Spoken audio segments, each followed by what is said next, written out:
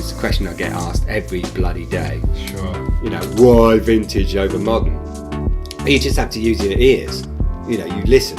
You know, initially is the depth and the resonance and the frequencies or the harmonics. You know, they've got a far more complicated harmonic structure.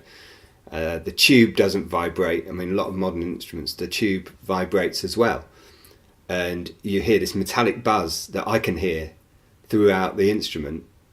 And a lot of players who play modern instruments don't pick up on it unless I point it out to them. And then you hear it's actually completely not there with a vintage instrument. So you know, and it's buries. It's almost like that. Those frequencies bury a lot of what a player's trying to say through the instrument. And the old ones just don't do that. You know, the quality, the build quality, the quality of metal, you know, gets rid of that as a you know. The ergonomic side of things, obviously, modern instruments are far more ergonomically accurate.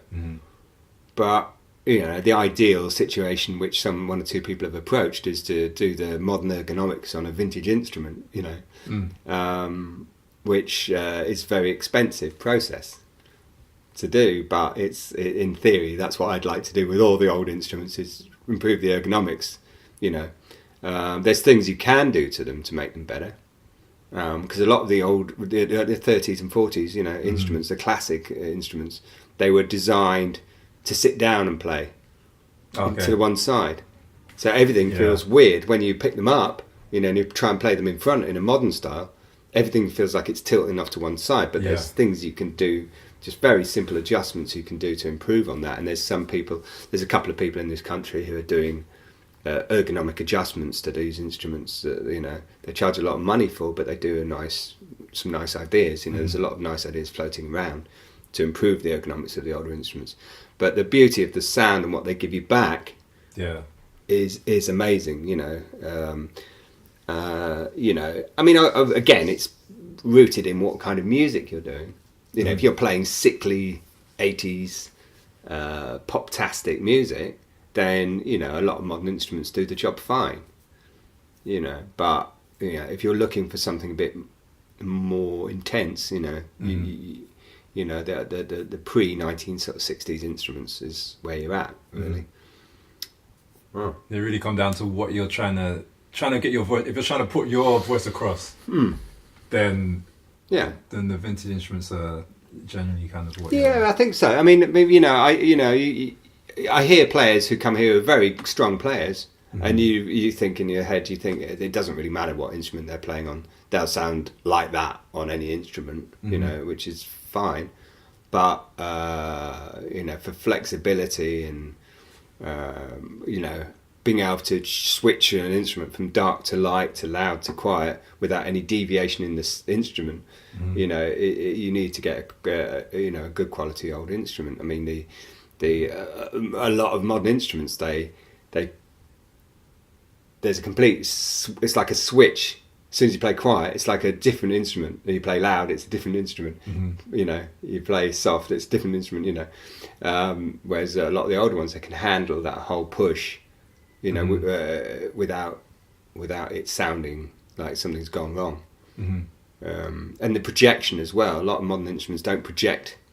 They project. I had one the other week that was a piece of crap, £2,500 piece of crap that it projected upwards. So as soon as you stood further than 2 foot away from it, you couldn't hear it. It was just projecting upwards. It was really weird. I've never had that.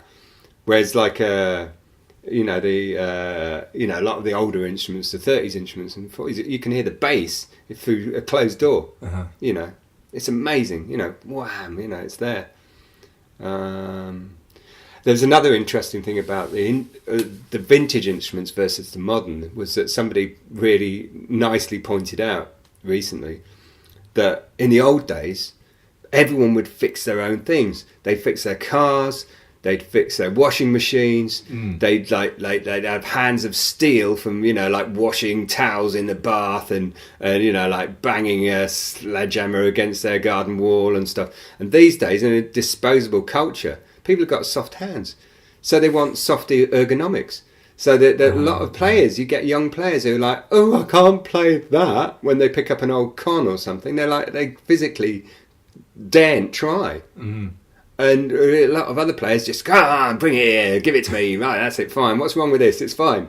You know, and a lot of players have got very soft hands, you know. So it's, and in the old days they didn't care because they had tough hands. They could play a con saxophone or a, you know, Boucher saxophone, Martin saxophone. They could play it until midnight, you know, or through midnight, you know. That was an interesting point. In terms of like the build quality as well, I mean, you get some of the modern instruments, they're falling apart within a year, 2 years. You know, and you know, a lot of teachers say, "Oh, don't get in old instruments because they're not as reliable," and it's absolutely crap because the build quality is better on the older instruments, and if they're provided they're set up right, they're fine. All instruments go wrong, you know. For example, your instrument, you know, you bashed your instrument. Oh, yeah. If that had been a modern instrument, that would have been really bad. But because it's a really well built, built like a brick shithouse, you know, the damage you caused was minimal. I mean, it was very easy to sort out, you know. So, you know, that's a myth, you know, that older instruments aren't as reliable.